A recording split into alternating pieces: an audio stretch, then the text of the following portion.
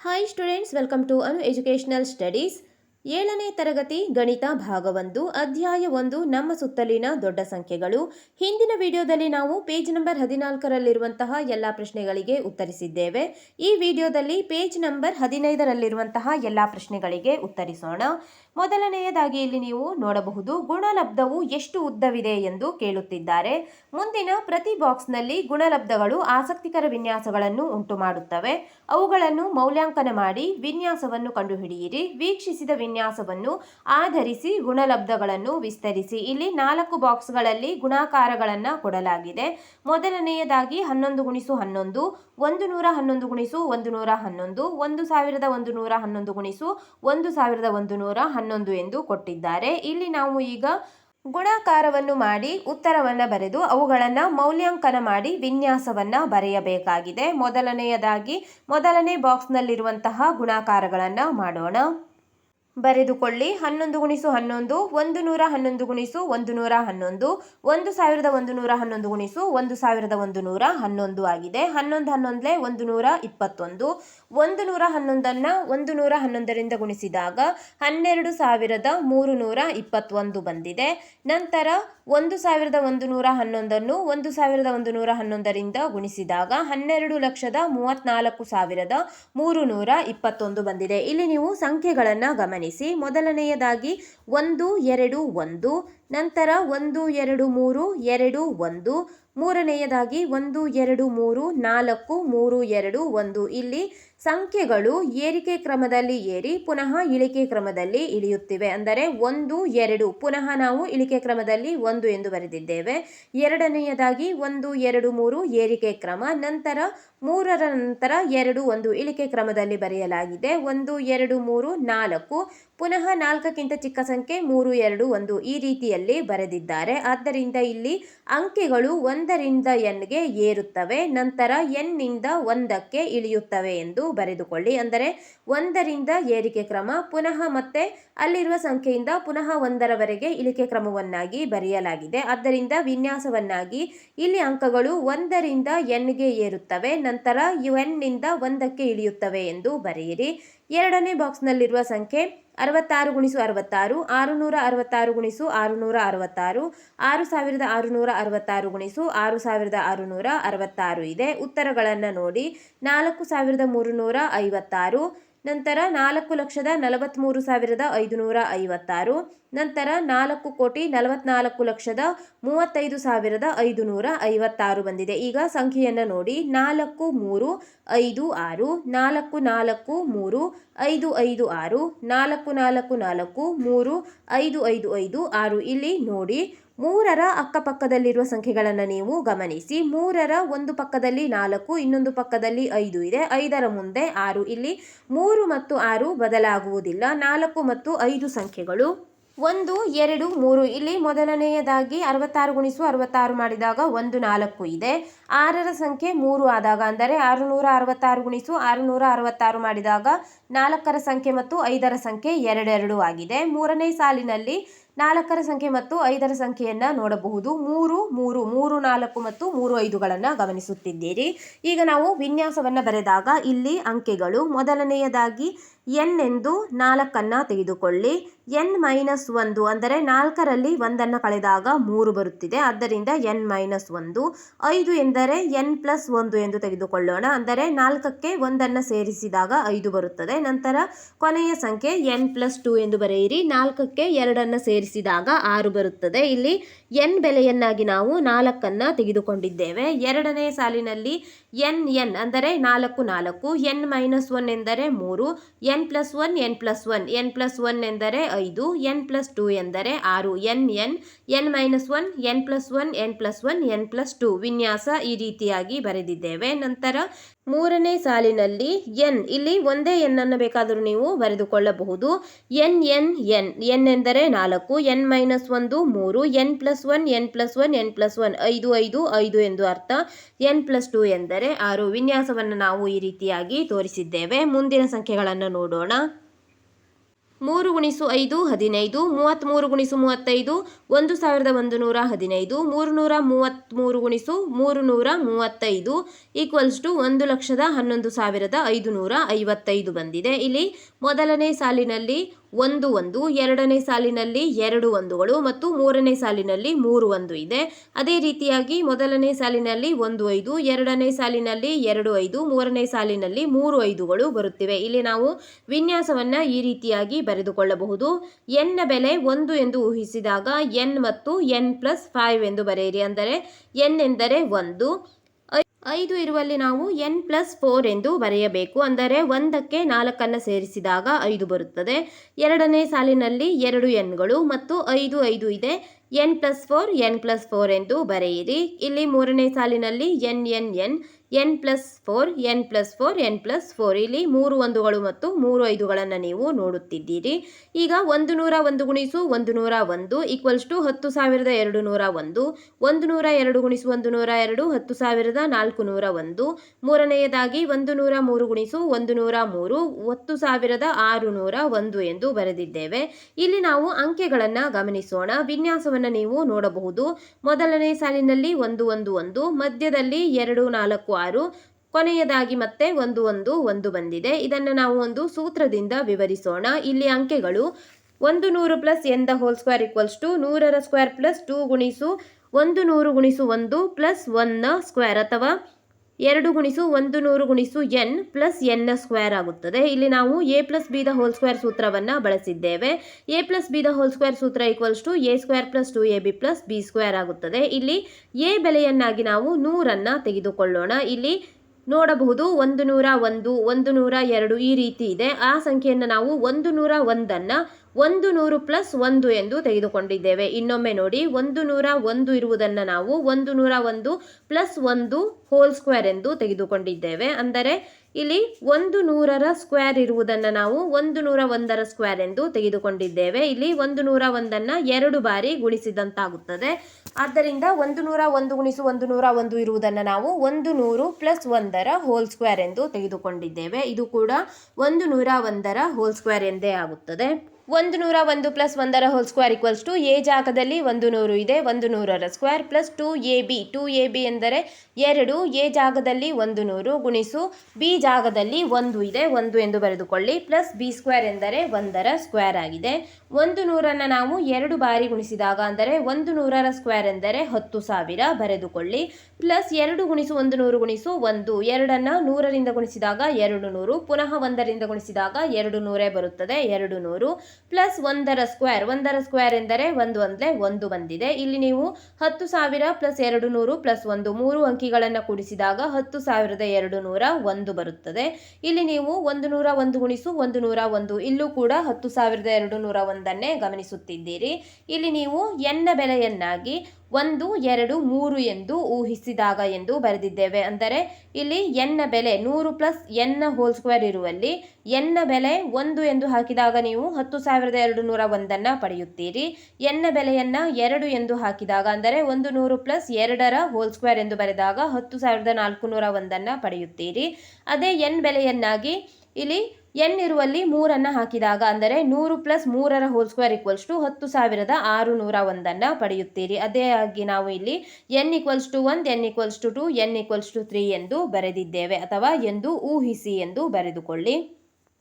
ಗುಣಿಸಿದ 2 ಸಂಖ್ಯೆಗಳಿಂದ ಪಡೆದ ಗುಣಲಬ್ಧದಲ್ಲಿನ ಅಂಕಿಗಳನ್ನು ಹಾಗೂ ಪ್ರತಿ ಸಂದರ್ಭದಲ್ಲಿ ಅವುಗಳ ಗುಣಲಬ್ಧವನ್ನು ಗಮನಿಸಿ. ಗುಣಿಸಿದ ಸಂಖ್ಯೆಗಳು ಮತ್ತು ಅವುಗಳ ಗುಣಲಬ್ಧದಲ್ಲಿನ ಅಂಕಿಗಳಿಗೂ ಯಾವುದಾದರೂ ಸಂಬಂಧವಿದೆಯೇ ಎಂದು ಕೇಳುತ್ತಿದ್ದಾರೆ. ಈಗ ನಾವು ಉತ್ತರವನ್ನ ನೋಡುವಾಗ ಗುಣಿಸಿದ 2 ಸಂಖ್ಯೆಗಳಿಂದ ಪಡೆದ ಗುಣಲಬ್ಧದಲ್ಲಿ ಅಂದರೆ ಯಾವುದೇ 2 ಸಂಖ್ಯೆಗಳನ್ನು ನಾವು ಗುಣಿಸಿದಾಗ ಪಡೆಯುವಂತಹ ಗುಣಲಬ್ಧದಲ್ಲಿ ಅಲ್ಲಿ ಗುಣಿಸಿದ ಸಂಖ್ಯೆ ಮತ್ತು ಗುಣಲಬ್ಧದಲ್ಲಿನ ಅಂಕಿಗಳಿಗೆ ಯಾವುದಾದರೂ ಸಂಬಂಧವಿದೆಯೇ ಎಂದು ಕೇಳುತ್ತಿದ್ದಾರೆ. ಉತ್ತರ ನೋಡೋಣ.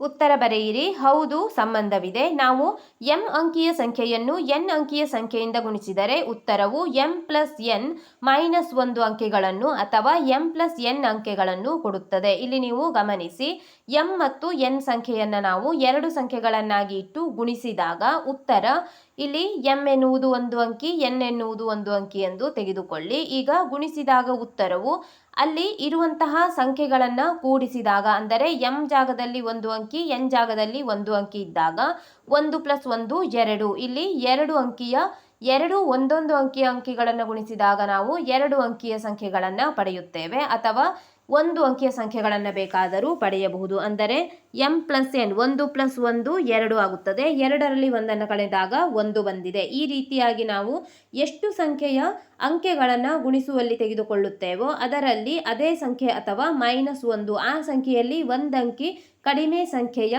ಉತ್ತರವನ್ನು, ಅಂದರೆ ಗುಣಲಬ್ಧವನ್ನು ನಾವು ಪಡೆದಿರುತ್ತೇವೆ. ಇಲ್ಲಿ ಉದಾಹರಣೆಯನ್ನು ಕೊಟ್ಟಿದ್ದೇವೆ. ಉತ್ತರವು ತುಲನಾತ್ಮಕವಾಗಿ ಚಿಕ್ಕದಿದ್ದಾಗ ನೋಡಿ, ಇಲ್ಲಿ ಚಿಕ್ಕದಾದಂತಹ ಸಂಖ್ಯೆಗಳನ್ನು ನಾವು ತೆಗೆದುಕೊಂಡಾಗ, ಅಂದರೆ ಗುಣಲಬ್ಧದಲ್ಲಿ ಚಿಕ್ಕ ಸಂಖ್ಯೆಗಳನ್ನು ನಾವು ಗುಣಾಕಾರದಲ್ಲಿ ಬಳಸಿದಾಗ ಕನಿಷ್ಠ ಸಂಖ್ಯೆಯ ಅಂಕೆಗಳು ಸಂಭವಿಸುತ್ತವೆ. ಅಂದರೆ ಇಲ್ಲಿ ನೋಡಿ 10 × 10 100 ಬಂದಿದೆ. ಇವು 2 ಅಂಕಿಯ ಅತಿ ಚಿಕ್ಕ ಸಂಖ್ಯೆಗಳಾಗಿದ್ದಾವೆ. 10 × 10 100. ಅಂದರೆ ಇಲ್ಲಿ m = 2. ಅಂದರೆ m 10 ಎನ್ನುವುದು 2 ಅಂಕಿಯ ಸಂಖ್ಯೆ ಮತ್ತು ಇನ್ನೊಂದು 10 ಎನ್ನುವುದು ಕೂಡ 2 ಅಂಕಿಯ ಸಂಖ್ಯೆಯಾಗಿದೆ. ಈಗ ನಾವು ಸೂತ್ರದಲ್ಲಿ m + n -1 ಅಂಕಿಗಳನ್ನು ಪಡೆಯುತ್ತೇವೆ ಎಂದು ಪಡೆದಿದ್ದೇವೆ. ಆದ್ದರಿಂದ m + n -1 ಎಂದು ಬರೆದುಕೊಳ್ಳಿ. m + n, m 2 ಅಂಕಿಯ ಸಂಖ್ಯೆ, n 2 ಅಂಕಿಯ ಸಂಖ್ಯೆ, -1 ಎಂದು ಬರೆಯಿರಿ, = 3 ಅಂಕೆಗಳು. ಇಲ್ಲಿ ನೀವು ನೋಡಬಹುದು 10 × 10 2 ಅಂಕಿಯ ಸಂಖ್ಯೆ, 2 ಅಂಕಿಯ ಸಂಖ್ಯೆಯನ್ನು ಗುಣಿಸಿದಾಗ 3 ಅಂಕಿಯ ಗುಣಲಬ್ಧವನ್ನು ಪಡೆಯುತ್ತಿದ್ದೀರಿ. ಅದೇ ರೀತಿಯಾಗಿ ಉತ್ತರವು ತುಲನಾತ್ಮಕವಾಗಿ ದೊಡ್ಡದಿದ್ದಾಗ ಗರಿಷ್ಠ ಸಂಖ್ಯೆಯ ಅಂಕೆಗಳು ಸಂಭವಿಸುತ್ತವೆ. ಇಲ್ಲಿ ತುಲನಾತ್ಮಕವಾಗಿ ನಾವು ಗರಿಷ್ಠ ಸಂಖ್ಯೆಯ ಅಂಕೆಗಳನ್ನು ತೆಗೆದುಕೊಂಡಾಗ 99 × 99 ಇದು 2 ಅಂಕಿಯ ಅತಿ ದೊಡ್ಡ ಸಂಖ್ಯೆ. ಆದ್ದರಿಂದ ನಾವು ಗರಿಷ್ಠ ಸಂಖ್ಯೆ ಎಂದು ಇದನ್ನು ತೆಗೆದುಕೊಂಡಿದ್ದೇವೆ. 9801 ಗುಣಲಬ್ಧ ಬರುತ್ತದೆ. ಇಲ್ಲೂ ಕೂಡ ನೀವು ನೋಡಬಹುದು m = 2, n = 2. ಇಲ್ಲಿ m 2 ಅಂಕಿಗಳ ಸಂಖ್ಯೆ 99, ಇನ್ನೊಂದು ಕೂಡ 2 ಅಂಕಿಯ ಸಂಖ್ಯೆ 99 ಆಗಿದೆ. ಆದ್ದರಿಂದ m = 2, n = 2. 2 ಕೂಡ 2 ಅಂಕಿಯ ಸಂಖ್ಯೆಗಳಾಗಿದ್ದಾವೆ. ಆದ್ದರಿಂದ ಈಗ ನಾವು ಉತ್ತರದಲ್ಲಿ ಬರೆಯುವಾಗ m + n ಎಂದು ತೆಗೆದುಕೊಳ್ಳಬೇಕು. ಗರಿಷ್ಠ ಸಂಖ್ಯೆಯಾಗಿದೆ, ಆದ್ದರಿಂದ -1 ಎಂದು ಬರೆಯುವ ಅವಶ್ಯಕತೆ ಇಲ್ಲ. m + n = 2 + 2 4 ಅಂಕಿಗಳು. ಇಲ್ಲಿ ನೀವು ನೋಡಬಹುದು 2 ಅಂಕಿಯ ಸಂಖ್ಯೆಗಳನ್ನು ಗುಣಿಸಿದಾಗ ನೀವು 4 ಅಂಕಿಯ ಒಂದು ಸಂಖ್ಯೆಯನ್ನು ಪಡೆದಿದ್ದೀರಿ. ಅಂದರೆ 2 ಸಂಖ್ಯೆ × 2 ಸಂಖ್ಯೆ = ಗುಣಲಬ್ಧದಲ್ಲಿ 4 ಅಂಕಿಗಳು ಬಂದಿದ್ದಾವೆ, 9801. ಆದ್ದರಿಂದ 2 + 2 4 ಅಂಕೆಗಳು ಬರುತ್ತವೆ ಎಂದು ಬರೆಯಿರಿ. ಮುಂದಿನ ಪ್ರಶ್ನೆ ನೋಡಿ, 2 ಅಂಕಿಯ ಸಂಖ್ಯೆಗಳ ಗುಣಲಬ್ಧ 3 ಅಂಕಿ ಅಥವಾ 4 ಅಂಕಿಗಳ ಸಂಖ್ಯೆಗಳಾಗಿರುತ್ತದೆ ಎಂದು ರೋಕ್ಸಿ ಹೇಳುತ್ತಾಳೆ. ಅವಳು ಹೇಳಿದ್ದು ಸರಿಯೇ ಎಂದು ಕೊಟ್ಟಿದ್ದಾರೆ. ಈಗ ನಾವು 2 ಅಂಕಿಗಳ ಸಂಖ್ಯೆಗಳ ಗುಣಲಬ್ಧ ಮಾಡಿದಾಗ, ಅಂದರೆ ಒಂದೊಂದು ಬದಿಯಲ್ಲಿ 2 ಸಂಖ್ಯೆಗಳನ್ನು ಇಟ್ಟುಕೊಂಡು ನಾವು ಗುಣಲಬ್ಧ ಮಾಡಿದಾಗ ಬರುವಂತಹ ಗುಣಲಬ್ಧ 3 ಅಂಕಿಯ ಸಂಖ್ಯೆಯಾಗಿರುತ್ತದೆ, ಇಲ್ಲವೇ 4 ಅಂಕಿಯ ಸಂಖ್ಯೆಯಾಗಿರುತ್ತದೆ ಎಂದು ಹೇಳುತ್ತಿದ್ದಾಳೆ. ಅವಳು ಹೇಳಿದ್ದು ಸರಿಯೇ ಎಂದು ನಾವು ಈಗ ಪರೀಕ್ಷಿಸೋಣ. ಹೌದು, ಸರಿ ಎಂದು ಬರೆದುಕೊಳ್ಳಿ. ಈಗ ನಾವು ಉದಾಹರಣೆಯೊಂದಿಗೆ ಹೇಗೆ ಸರಿ ಎಂಬುದನ್ನು ತೋರಿಸುತ್ತಿದ್ದೇವೆ. ಉದಾಹರಣೆ 1, ಮೊದಲನೆಯದಾಗಿ 2 ಅಂಕಿಯ ಸಂಖ್ಯೆಗಳ ಚಿಕ್ಕ ಗುಣಲಬ್ಧ, ಚಿಕ್ಕ ಸಂಖ್ಯೆಗಳನ್ನು ಈಗ ನಾವು ತೆಗೆದುಕೊಳ್ಳಬೇಕು. 2 ಅಂಕಿಗಳ ಸಂಖ್ಯೆಗಳನ್ನಾಗಿ ನಾವು 10 ಮತ್ತು 10 ತೆಗೆದುಕೊಂಡಿದ್ದೇವೆ. ಈಗ 10 × 100 ಬಂದಿದೆ. ಇದು ಈಗ ನೀವು ನೋಡಬಹುದು, ಇದು 3 ಅಂಕಿಗಳನ್ನು ಹೊಂದಿದೆ. ಅಂದರೆ 2 ಅಂಕಿಯ ಸಂಖ್ಯೆಗಳ ಚಿಕ್ಕ ಗುಣಲಬ್ಧವನ್ನಾಗಿ ನಾವು 100, ಇದು 3 ಅಂಕಿಗಳ ಸಂಖ್ಯೆಯನ್ನು ಪಡೆದಿದ್ದೇವೆ. ಈಗ ದೊಡ್ಡ ಗುಣಲಬ್ಧವನ್ನು ಪಡೆಯುವಾಗ ನಾವು 2 ಅಂಕಿಯ ದೊಡ್ಡ ಸಂಖ್ಯೆ 99 ತೆಗೆದುಕೊಳ್ಳೋಣ. 2 ಅಂಕಿಯ ಸಂಖ್ಯೆಗಳ ದೊಡ್ಡ ಗುಣಲಬ್ಧ 99 × 99 9801. ಇದು 4 ಅಂಕಿಗಳನ್ನು ಹೊಂದಿದೆ. ಈಗ ನಾವು ದೊಡ್ಡ ಸಂಖ್ಯೆಗಳನ್ನು ತೆಗೆದುಕೊಂಡಾಗ 4 ಅಂಕಿಯ ಸಂಖ್ಯೆ ಪಡೆದಿದ್ದೇವೆ. ಆದ್ದರಿಂದ ಗುಣಲಬ್ಧವು 3 ಅಥವಾ 4 ಅಂಕಿಗಳನ್ನು ಹೊಂದಿರುತ್ತದೆ ಎಂದು ಬರೆದುಕೊಳ್ಳಿ. ಮುಂದಿನ ಪ್ರಶ್ನೆ, ರೋಕ್ಸಿಯ ಹೇಳಿಕೆ ಸರಿ ಎಂದು ಹೇಳಲು 2 ಅಂಕಿ ಸಂಖ್ಯೆಗಳ ಸಾಧ್ಯವಿರುವ ಎಲ್ಲ ಗುಣಲಬ್ಧಗಳನ್ನು ಪ್ರಯತ್ನಿಸಿ ನೋಡಬೇಕೇ ಅಥವಾ ಇನ್ಯಾವುದಾದರೂ ಉತ್ತಮವಾದ ಮಾರ್ಗವಿದೆಯೇ? ಇಲ್ಲಿ ಮೇಲಿನ ಪ್ರಶ್ನೆಗೆ ಹೇಳಿದಂತೆ ಇಲ್ಲಿ ಇನ್ನೊಂದು ಪ್ರಶ್ನೆಯನ್ನ ಕೇಳಿದ್ದಾರೆ. ಇಲ್ಲಿ ಮೇಲಿನ ಹೇಳಿಕೆ ಸರಿ ಎನ್ನುವಾಗ ನಾವು 2 ಅಂಕಿ ಸಂಖ್ಯೆಗಳ ಸಾಧ್ಯವಿರುವಂತಹ ಎಲ್ಲಾ ಗುಣಲಬ್ಧಗಳನ್ನು ಪ್ರಯತ್ನಿಸಬೇಕೆ ಎಂದು ಕೇಳುತ್ತಿದ್ದಾರೆ. ಎಲ್ಲಾ ಗುಣಲಬ್ಧಗಳನ್ನು ಪ್ರಯತ್ನಿಸುವ ಅವಶ್ಯಕತೆ ಇಲ್ಲ. ಉತ್ತರವನ್ನು ಬರೆಯೋಣ. ಉತ್ತರ ಇಲ್ಲ. ನಾವು ಎಲ್ಲ ಸಂಭಾವ್ಯ ಗುಣಾಕಾರಗಳನ್ನು ಪ್ರಯತ್ನಿಸುವ ಅಗತ್ಯವಿಲ್ಲ. ಒಂದು ಉತ್ತಮ ಮಾರ್ಗವೆಂದರೆ ಇಲ್ಲಿ ಇನ್ನೊಂದು ಉತ್ತಮ ಮಾರ್ಗವಿದೆಯೇ ಎಂದು ಕೇಳಿದ್ದಾರೆ. ಆದ್ದರಿಂದ ಉತ್ತಮ ಮಾರ್ಗವನ್ನು ಬರೆಯೋಣ. ಒಂದು ಉತ್ತಮ ಮಾರ್ಗವೆಂದರೆ ವಿಪರೀತಗಳನ್ನು ಪರಿಶೀಲಿಸುವುದು. ಅಂದರೆ ಸಾಧ್ಯವಾದಷ್ಟು ಚಿಕ್ಕದಾದ 2 ಅಂಕಿಯ ಸಂಖ್ಯೆಗಳ ಗುಣಲಬ್ಧವನ್ನು ನಾವು ಮೇಲೆ ತೋರಿಸಿದ್ದೇವೆ. ಮೊದಲನೆಯದಾಗಿ ಚಿಕ್ಕ ಸಂಖ್ಯೆಯ ಗುಣಲಬ್ಧವನ್ನು ತೆಗೆದುಕೊಳ್ಳೋಣ. 2 ಅಂಕಿಯ ಸಂಖ್ಯೆಗಳ 10 × 10 ಗುಣಲಬ್ಧವನ್ನು ಮತ್ತು ಅತಿ ದೊಡ್ಡ ಸಂಭಾವ್ಯ 2 ಅಂಕಿಗಳ ಸಂಖ್ಯೆ ಎಂದರೆ 99 ಎಂದು ಬ್ರಾಕೆಟ್ನಲ್ಲಿ ಬರೆದುಕೊಳ್ಳಿ. ಈ ರೀತಿಯ ಗುಣಲಬ್ಧಗಳನ್ನು ಲೆಕ್ಕ ಹಾಕಿದಾಗ ಇದು ಫಲಿತಾಂಶದಲ್ಲಿ ಕನಿಷ್ಠ ಮತ್ತು ಗರಿಷ್ಠ ಸಂಭವನೀಯ ಸಂಖ್ಯೆಯ ಅಂಕೆಗಳನ್ನು ಸ್ಥಾಪಿಸುತ್ತದೆ. ಅಂದರೆ ಮೊದಲನೆಯದಾಗಿ ನಾವು ಇಲ್ಲಿ ಚಿಕ್ಕ 2 ಅಂಕಿಯ ಸಂಖ್ಯೆಗಳ ಗುಣಲಬ್ಧವನ್ನು ಕಂಡುಹಿಡಿಯಬೇಕು. ನಂತರ ದೊಡ್ಡ 2 ಅಂಕಿಯ ಸಂಖ್ಯೆಗಳ ಗುಣಲಬ್ಧವನ್ನು ಕಂಡುಹಿಡಿಯುತ್ತಿದ್ದೇವೆ. ಇಲ್ಲಿ 3 ರಿಂದ 4 ಅಂಕಿಯ ಸಂಖ್ಯೆಗಳನ್ನೇ ನಾವು ಪಡೆಯುತ್ತಿದ್ದೇವೆ. ಆದ್ದರಿಂದ ನಾವು ಎಲ್ಲ ಸಂಖ್ಯೆಗಳನ್ನು ಇಲ್ಲಿ ಪರಿಶೀಲಿಸುವಂತಹ ಅಗತ್ಯವಿಲ್ಲ. ಇಲ್ಲಿ ಉತ್ತರಗಳನ್ನು ಈ ರೀತಿಯಾಗಿ ಬರೆದುಕೊಳ್ಳಿ. ಮುಂದಿನ ಪ್ರಶ್ನೆ ನೋಡಿ. 3 ಅಂಕಿಯ ಒಂದು ಸಂಖ್ಯೆಯನ್ನು ಮತ್ತೊಂದು 3 ಅಂಕಿಯ ಸಂಖ್ಯೆಯಿಂದ ಗುಣಿಸಿದಾಗ 4 ಅಂಕಿಯ ಸಂಖ್ಯೆ ದೊರೆಯುತ್ತದೆಯೇ ಎಂದು ಕೇಳಿದ್ದಾರೆ. ಈಗ ನಾವು 3 ಅಂಕಿಯ ಒಂದು ಸಂಖ್ಯೆಯಿಂದ ಇನ್ನೊಂದು 3 ಅಂಕಿಯ ಸಂಖ್ಯೆಯನ್ನು ಗುಣಿಸಿ 4 ಅಂಕಿಯ ಸಂಖ್ಯೆ ದೊರೆಯುತ್ತದೆಯೇ ಎಂದು ಪರೀಕ್ಷಿಸೋಣ. ಇಲ್ಲ ಎಂದು ಬರೆದುಕೊಂಡಿದ್ದೇವೆ. ಈಗ 3 ಅಂಕಿಗಳ ಗುಣಾಕಾರವನ್ನು ಮಾಡಿ ನೋಡೋಣ. 2 3 ಅಂಕಿಯ ಸಂಖ್ಯೆಗಳ ಚಿಕ್ಕ ಗುಣಲಬ್ಧ. ಮೊದಲನೆಯದಾಗಿ ನಾವು ಈಗ ಚಿಕ್ಕ ಸಂಖ್ಯೆಯನ್ನು ತೆಗೆದುಕೊಳ್ಳಬೇಕು. ಅಂದರೆ 3 ಅಂಕಿಯ ಚಿಕ್ಕ ಸಂಖ್ಯೆ 100. ಆದ್ದರಿಂದ 100 ಗುಣಿಸು 100. 3 ಅಂಕಿಯ 2 ಸಂಖ್ಯೆಗಳನ್ನು 100 ಮತ್ತು 100 ಎಂದು ತೆಗೆದುಕೊಂಡಿದ್ದೇವೆ. 100ನ್ನು 100ರಿಂದ ಗುಣಿಸಿದಾಗ 10,000 ಬರುತ್ತದೆ. 10,000 ಇಲ್ಲಿ ನೀವು ನೋಡಬಹುದು. 10,000ದಲ್ಲಿ 5 ಅಂಕಿಗಳನ್ನು ನೋಡುತ್ತಿದ್ದೀರಿ. ಇದು 5 ಅಂಕಿಗಳನ್ನು ಹೊಂದಿದೆ. 2 3 ಅಂಕಿಗಳ ಸಂಖ್ಯೆಗಳ ದೊಡ್ಡ ಗುಣಲಬ್ಧ. ಈಗ ಚಿಕ್ಕ ಸಂಖ್ಯೆಗಳನ್ನು ನಾವು ತೆಗೆದುಕೊಂಡಿದ್ದಾಗಿದೆ. ಈಗ ದೊಡ್ಡ ಸಂಖ್ಯೆಗಳನ್ನು ನೋಡೋಣ. 3 ಅಂಕಿಯ ದೊಡ್ಡ ಸಂಖ್ಯೆ ಎಂದರೆ 999. ಇದೇ 2 ಸಂಖ್ಯೆಗಳನ್ನು ಈಗ ನಾವು ಗುಣಿಸಬೇಕು. 999 ಗುಣಿಸು 999. ಉತ್ತರದಲ್ಲಿ ಇಲ್ಲಿ 9,98,001 ಬಂದಿದೆ. ಇಲ್ಲಿ ಅಂಕೆಗಳನ್ನು ಗಮನಿಸಿ. 6 ಅಂಕಿಗಳನ್ನು ನೋಡುತ್ತಿದ್ದೀರಿ. ಇದು 6 ಅಂಕಿಗಳನ್ನು ಹೊಂದಿದೆ. ಆದ್ದರಿಂದ ಉತ್ತರವು ಯಾವಾಗಲೂ 5 ಅಥವಾ 6 ಅಂಕಿಗಳನ್ನು ಹೊಂದಿರುತ್ತದೆ ಎಂದು ಬರೆಯಬೇಕು. ಪ್ರಶ್ನೆಯಲ್ಲಿ 4 ಅಂಕಿಗಳ ಸಂಖ್ಯೆಯನ್ನು ಅಥವಾ 4 ಅಂಕಿಗಳ ಗುಣಲಬ್ಧವನ್ನು ಹೊಂದಿರುತ್ತದೆಯೇ ಎಂದು ಕೊಟ್ಟಿದ್ದಾರೆ. ಆದ್ದರಿಂದ ನಾವು ಮೊದಲು ಇಲ್ಲ ಎಂದು ಬರೆದಿದ್ದೇವೆ. ಕೊನೆಯ ಪ್ರಶ್ನೆ. 4 ಅಂಕಿಯ ಒಂದು ಸಂಖ್ಯೆಯನ್ನು ಮತ್ತೊಂದು 2 ಅಂಕಿಯ ಸಂಖ್ಯೆಯಿಂದ ಗುಣಿಸಿದಾಗ 5 ಅಂಕಿಯ ಸಂಖ್ಯೆ ದೊರೆಯುತ್ತದೆ. ಈಗ ನಾವು ಇಲ್ಲಿ ಒಂದು 4 ಅಂಕಿಯ ಸಂಖ್ಯೆಯನ್ನು ಮತ್ತು ಇನ್ನೊಂದು 2 ಅಂಕಿಯ ಸಂಖ್ಯೆಯನ್ನು ಇಟ್ಟು ಗುಣಿಸಿ 5 ಅಂಕಿಯ ಸಂಖ್ಯೆ ದೊರೆಯುತ್ತದೆಯೇ ಎಂದು ಪರೀಕ್ಷಿಸೋಣ. ಹೌದು, ದೊರೆಯುತ್ತದೆ ಎಂದು ಬರೆದುಕೊಳ್ಳಿ. ಹೇಗೆ ಎಂದು ನಾವು ಈಗ ಬರೆಯಬೇಕು. 4 ಅಂಕಿಯ ಮತ್ತು 2 ಅಂಕಿಯ ಸಂಖ್ಯೆಯ ಚಿಕ್ಕ ಗುಣಲಬ್ಧವು. ಈಗ ಚಿಕ್ಕ ಗುಣಲಬ್ಧ ಎಂದರೆ 4 ಅಂಕಿಯ ಚಿಕ್ಕ ಸಂಖ್ಯೆ 1,000, 2 ಅಂಕಿಯ ಚಿಕ್ಕ ಸಂಖ್ಯೆ 10. ನೀವು ಹಿಂದಿನ ಪ್ರಶ್ನೆಗಳಲ್ಲೂ ಕೂಡ ನೋಡಿದ್ದೀರಿ. 1,000 ಗುಣಿಸು 10 ಎಂದು ಬರೆದುಕೊಳ್ಳಿ. 4 ಅಂಕಿಯ ಚಿಕ್ಕ ಸಂಖ್ಯೆ ಮತ್ತು 2 ಅಂಕಿಯ ಚಿಕ್ಕ ಸಂಖ್ಯೆಗಳು. 1000ನ್ನು 10ರಿಂದ ಗುಣಿಸಿದಾಗ 10,000 ಬಂದಿದೆ. 10,000ದಲ್ಲಿ ಅಂಕೆಗಳನ್ನು ಎಣಿಸಿ 5 ಅಂಕಿಗಳನ್ನು ಹೊಂದಿದೆ. ಆದ್ದರಿಂದ ಬ್ರಾಕೆಟ್ನಲ್ಲಿ ಇದು 5 ಅಂಕಿಗಳನ್ನು ಹೊಂದಿದೆ ಎಂದು ಬರೆಯಿರಿ. 4 ಅಂಕಿಯ ಮತ್ತು 2 ಅಂಕಿಯ ಸಂಖ್ಯೆಯ ದೊಡ್ಡ ಗುಣಲಬ್ಧ ಎಂದು ಕೊಟ್ಟಿದ್ದಾರೆ. ಈಗ 4 ಅಂಕಿಯ ದೊಡ್ಡ ಸಂಖ್ಯೆ ಮತ್ತು 2 ಅಂಕಿಯ ಅಥವಾ 2 ಸಂಖ್ಯೆಯ ದೊಡ್ಡ ಸಂಖ್ಯೆಯನ್ನು ನಾವು ತೆಗೆದುಕೊಳ್ಳಬೇಕು. ಇಲ್ಲಿ 4 ಅಂಕಿಯ ದೊಡ್ಡ ಸಂಖ್ಯೆ ಎಂದರೆ 9,999 ಮತ್ತು 2 ಅಂಕಿಯ ದೊಡ್ಡ ಸಂಖ್ಯೆ ಎಂದರೆ 99 ಆಗಿದೆ. ಈ 2 ಸಂಖ್ಯೆಗಳನ್ನು ಗುಣಿಸಿದಾಗ 9,89,901 6 ಅಂಕಿಗಳನ್ನು ಹೊಂದಿರುವಂತಹ ಸಂಖ್ಯೆಯನ್ನು ನಾವು ಪಡೆಯುತ್ತೇವೆ. ಆದ್ದರಿಂದ ಉತ್ತರವು 5 ಅಥವಾ 6 ಅಂಕಿಗಳನ್ನು ಹೊಂದಿರಬಹುದು ಎಂದು ಬರೆದುಕೊಳ್ಳಿ. ಇಲ್ಲಿ ಪ್ರಶ್ನೆಯಲ್ಲಿ 5 ಅಂಕಿಯ ಸಂಖ್ಯೆಯನ್ನು ಪಡೆಯುತ್ತೇವೆ ಎಂದು ಕೇಳಿದ್ದಾರೆ. ಆದ್ದರಿಂದ ನಾವು ಹೌದು ಎಂದು ತೆಗೆದುಕೊಳ್ಳಬಹುದು. ಇಲ್ಲಿ 5 ಮತ್ತು 6 ಅಂಕಿಯ ಸಂಖ್ಯೆಗಳನ್ನು ನಾವು ಪಡೆಯಬಹುದಾಗಿದೆ. ಕೊನೆಯಲ್ಲಿ ಆದ್ದರಿಂದ ಉತ್ತರವು 5 ಅಥವಾ 6 ಅಂಕಿಗಳನ್ನು ಹೊಂದಿರಬಹುದು ಎಂದು ಬರೆಯಿರಿ. ಈ ವಿಡಿಯೋದಲ್ಲಿ ನಾವು ಪೇಜ್ ನಂಬರ್ 15ರಲ್ಲಿರುವಂತಹ ಎಲ್ಲ ಪ್ರಶ್ನೆಗಳಿಗೆ ಉತ್ತರಿಸಿದ್ದೇವೆ. ಮುಂದಿನ ವಿಡಿಯೋದಲ್ಲಿ ಪೇಜ್ ನಂಬರ್ 16 ಮತ್ತು 17ರಲ್ಲಿರುವಂತಹ ಎಲ್ಲ ಪ್ರಶ್ನೆಗಳಿಗೆ ಉತ್ತರಿಸೋಣ. ನಮ್ಮ ಅನು ಎಜುಕೇಷನಲ್ ಸ್ಟಡೀಸ್ನಲ್ಲಿ 7ನೇ ತರಗತಿ ಗಣಿತ ಭಾಗ 1ರ ಎಲ್ಲ ಪಾಠಗಳ ಅಭ್ಯಾಸದ ಪ್ರಶ್ನೋತ್ತರಗಳನ್ನು ಬಿಡಿಸಲಾಗುವುದು. ನೀವು ಎಲ್ಲ ಪಾಠಗಳ ಅಭ್ಯಾಸದ ಪ್ರಶ್ನೋತ್ತರಗಳಿಗಾಗಿ ನಮ್ಮ ಚಾನಲ್ನ ಪ್ಲೇಲಿಸ್ಟ್ 7ನೇ ತರಗತಿ ಗಣಿತ ಭಾಗ 1 ಅಭ್ಯಾಸ ಪ್ರಶ್ನೆ ಉತ್ತರಗಳು ಇದನ್ನು ಗಮನಿಸಬಹುದಾಗಿದೆ.